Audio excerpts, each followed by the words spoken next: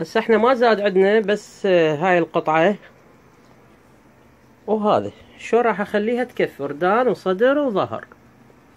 تشوفوها بس هاي الزيادات. نجي اول مرة نطلع الردان، نطلع دائما الشغلات الكبيرة الطويلة وبعدين على الزغر، لان الزغار ممكن الصدر والظهر اقدر اعالجهن يعني اوصلهن. هسه انا ما ادري بس خلنا نشوف. بس مرات اذا احجام كبيرة والله شو اسوي؟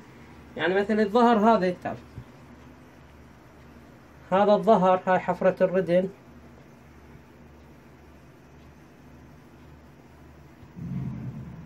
وهو هيك صاير الظهر.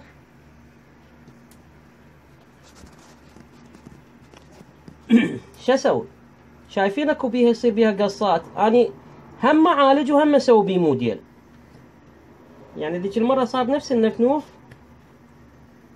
سويت بيه هاي القصة، طلعتها عندي وصل صغار، طلع عندي ظهر وبيه هاي القصات اللي تصير بالظهر وكمل عندي.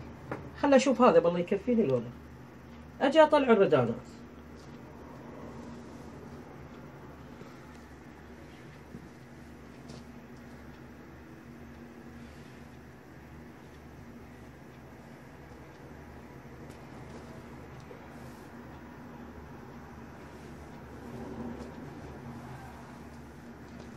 اخذ هذا الجزء،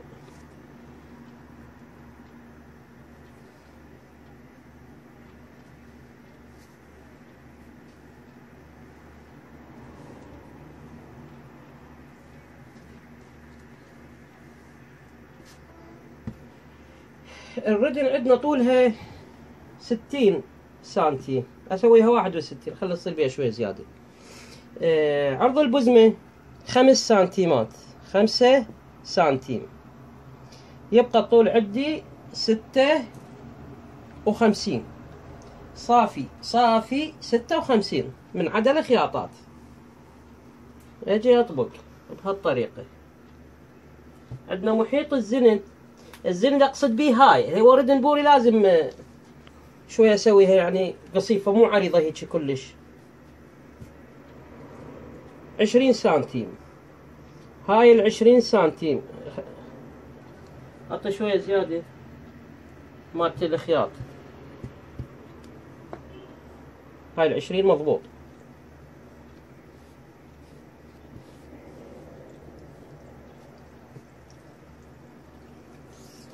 طبعا من اسوي بهالطريقة شو اطلع هذا، تشوفوه هذا نهايته طلعت عندي هنا، حتى اعرف هاي نهاية القماش. هاي طريقتي اني حتى اقدر اسوي اعرف نهاية الردن.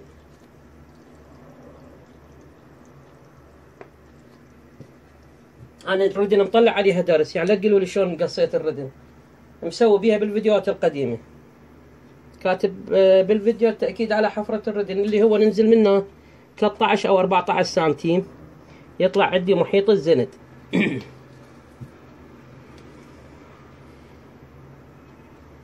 56 قلنا، هاي 56 سنتيم. قرب 56. هذا الرقم الصغير، هذا الرقم الكبير انج، والرقم الصغير سنتيم.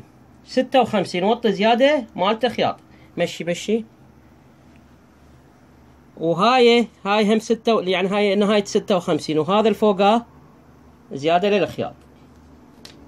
نسوي منها العرض 14 سنتيم وبهالطريقة.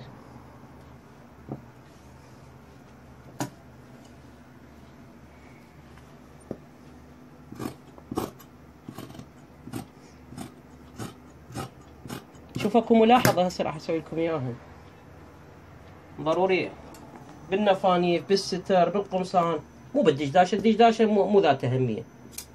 تأكد ان الطول قبل ما اقص 56 بسنتيم واحد، هاي مضبوط عندي.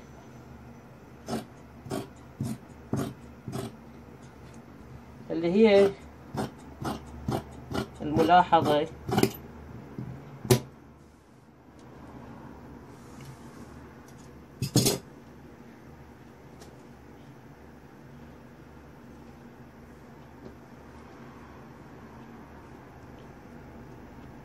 خل اطلع فردة وافهمكم عليها، ما اريد اساويهن شوية ياخذن وقت.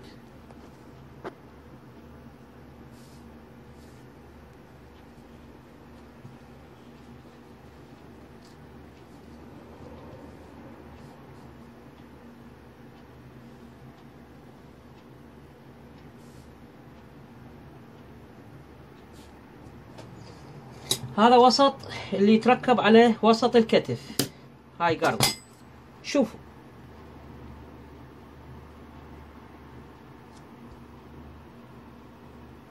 شوفوا هاي المنطقة، يعني هاي المسافة اللي تاركها تقريبا 3 أصابع ب3 أصابع، الوسط مالها تك من عندها فردة من عندها تنحفر بهالطريقة، سنتيم واحد ناخذ. شوفوا بهالطريقة، قرب الصورة عليها خلي تبين زايد. شوفوا شلون محفورة. هذا راح يصير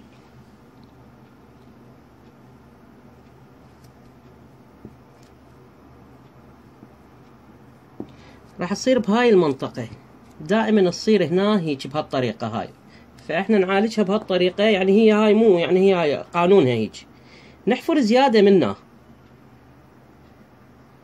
طبعا بالصدر، ونحفر بالردان من أنا اللي هي هاي أنا حفرتها. هاي مو الردن هسه، هاي مو الردن. فأنا إذا أخذت منا ومنا راح تنسحب هذا الزايد وينضبط عندي. هاي شغلة ضرورية طبعا بهيجي شغلات، النفاني، الفساتين، الستر، الجباب، إن شاء الله لهنا مفهوم. الردن خلصتها. نجي طبعا البزمة هاي عندي هنا زيادة، ارفع شبيك، هاي زيادة ارفع.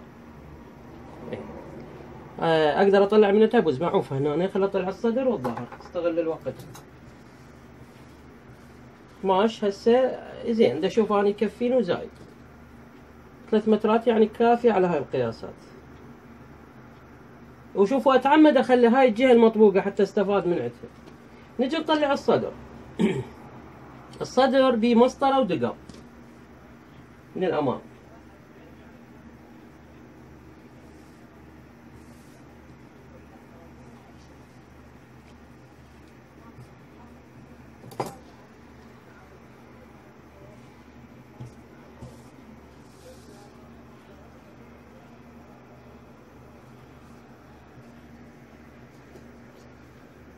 لو خلنا نطلع الظهر باعتبار هذا منه مطبوق. عرض الكتف 40 سنتيم، منه اقيس 40 سنتيم، وهذا زيادة مالت خياط.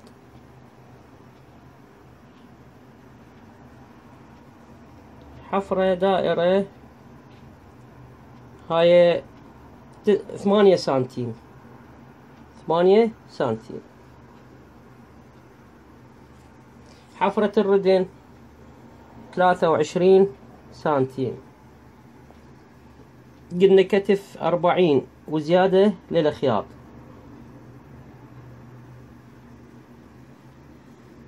محيط الصدر 28، الربع المحيط 28 سنتيم. وهذا طبعا هو هنا اللي جاي 28. طريقتي بكل الفيديوهات نفس ما تتغير، قيس المضبوط وطي زيادة للخياط. محيط الخصر 27، 27. بس شوفوا هنا خل اقيس هاي ال 34. طبعا قلنا احنا 34 سنتيم حتى تكمل ويا الكلوش. هاي حفرة الظهر، اعلى منطقة بالكتف، وهاي 34 ساعة تعقرهم 34 سنتيم قربان، 34 سنتيم. طبعا تعال ارجع. ليش قست منه؟ هذا راح يروح بالخياط، هاي من هنا. يعني انا من راح خيط بهالطريقة، اكيد راح يروح منها خياط. فهاي ال 34 وهاي زيادة للخياط. تعال هاي ال 34 نهايتها وطي زيادة للخياط. زين وانا متعود دائما استخدم شريط المقياس مثل المسطرة، هي تعويد. انا منه ما راح احط زيادة، العفو ما راح اخسر. شوي بعد ايدك، اي جيبها اللي جاي، اي ما راح اخسر. راح هاي السنتيمين اساويهن ويا هاي، واسوي بيها بنسات بالخصر. اترك منها 12 سنتيم، تعال قرب، 12 سنتيم، ومنها نفد 8. هذا مكان البنس اللي راح يصير بهالطريقة. طبعا هاي خياطة النفانيف بهالطريقة، الفساتين. هسه انا الظهر كملته، خططته وكملته. ان شاء الله بالخياطة اصور لكم اياه.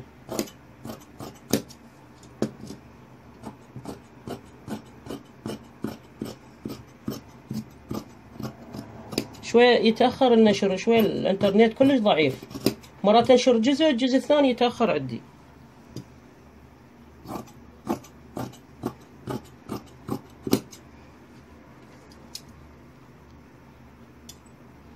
هسه قص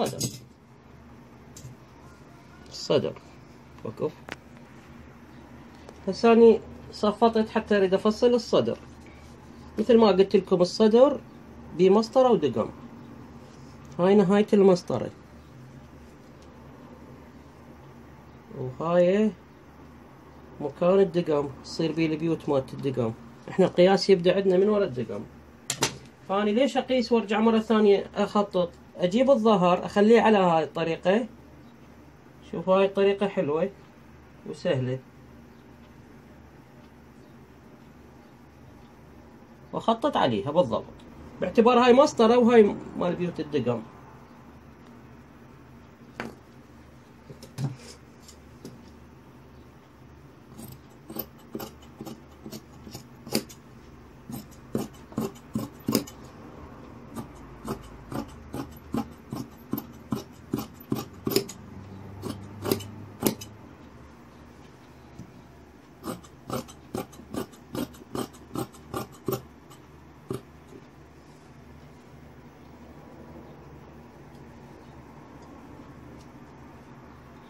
تمام بهالطريقة، تمام ما عندي مشكلة. اجي بس ارتب الشغلات اللي حفرة الدلعة. 12 سنتيم، 12،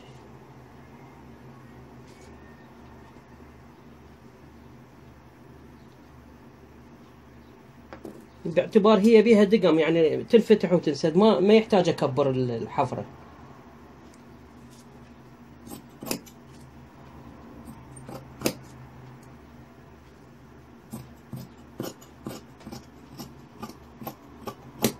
هاي خلصنا. انا قبل شوي حكيت لكم عن الردم، حتى يكمل شرحي لازم اجي اسوي اللي قلت لكم عليه راح اسوي. هاي الزياده اللي قلت لكم تصير هنا بالصدر لازم احفرها هم في السنتيم. هاي تدخل من ضمن الترتيب والتنسيق والعداله مالت الخياط، اصول الخياط. يعني انا اذا اعرفها ماكو مشكله، بس راح اصير شويه بيها خربطه. خلاص هاي راح تنطبق مسطرة. طبعا البيوت راح تصير هنا بيت الدقمة والدقمة، لان هاي هم راح يروح من عندها. انا الظهر خليته منه وهيك هذا القياس. البردات والله ما يحتاج يعني اشوفكم شلون راح اقصهن. يعني اجيب وصلة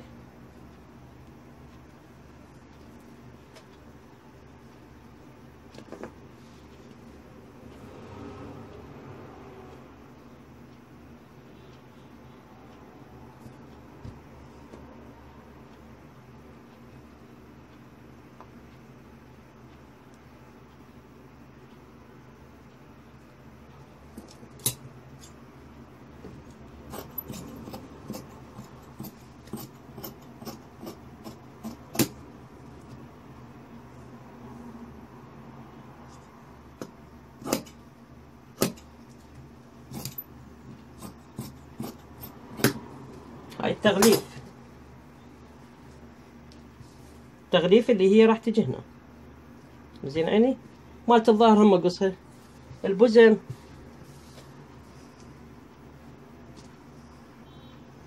قلنا 5 سنتيم، 5 سنتيمات عرض البزمة، 5 و5 10. هاي زيادة للخياط، هاي 10.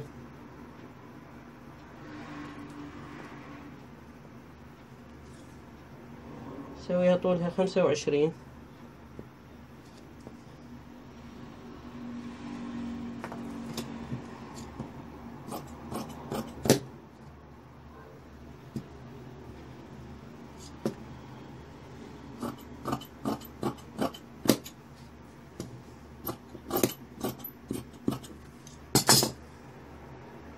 قطرة هاي 2 طبعا مال جهتين.